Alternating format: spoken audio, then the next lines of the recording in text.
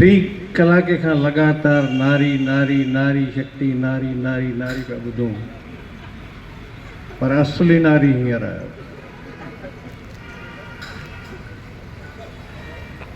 बराबरि। ॿी ॻाल्हि ॿुधंदा पिया अचूं, भई 7 साल खां वठी इंदौर पूरे भारत में सभिनि खां स्वच्छ शहर। इहा सही ॻाल्हि आहे छा?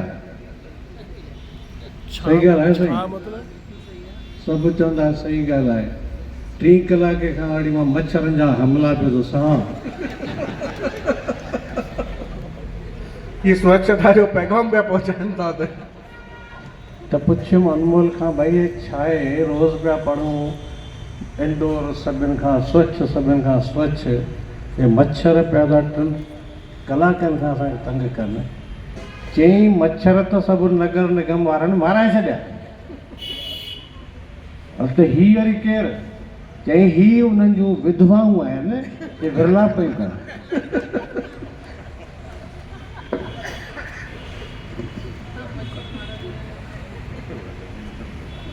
हाणे सहणो पवंदो न साईं। उहे विधवाऊं नारी शरण में न ईंदियूं त केॾांहुं वेंदियूं?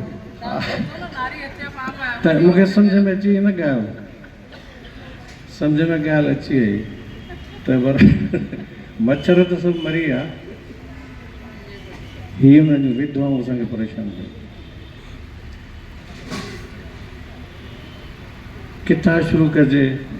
संजय भाई वेठा आहिनि, चवंदा मां पंध में आहियां, पंध में आहियां, पंध में हेॾियूं सुठियूं रचनाऊं पढ़ियो त मूंखे लॻे मां त अञा हंध में आहियां।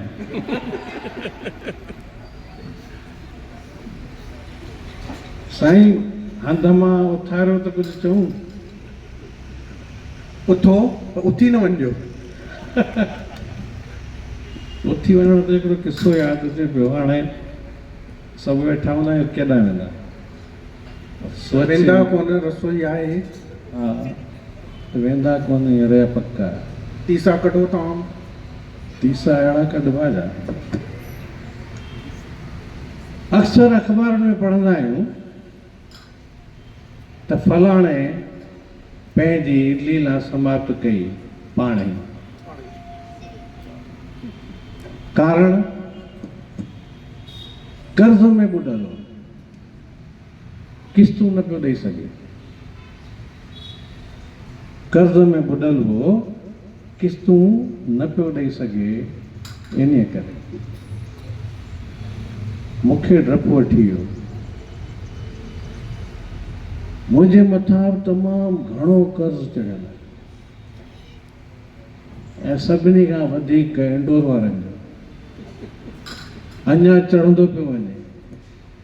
कॾहिं का किस्त मूं चुकाई कोन्हे, न को चुकाइण जी हैसियत अथमि। मुंहिंजो छा थींदो? पर हो भाऊ हींअर ॿुधायो वियो जो कॾहिं कंहिंखां नोड़ी घुरां त हथ पकड़जां। उनखे पिरू पइजी विया तव्हांजा। हा, त ॿेली कॾहिं कंहिंखां नोड़ी घुरां त हथ पकड़णु अचिजो।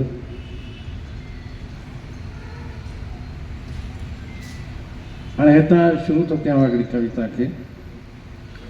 अॼु काश अची हा, अॼु काश अची हा,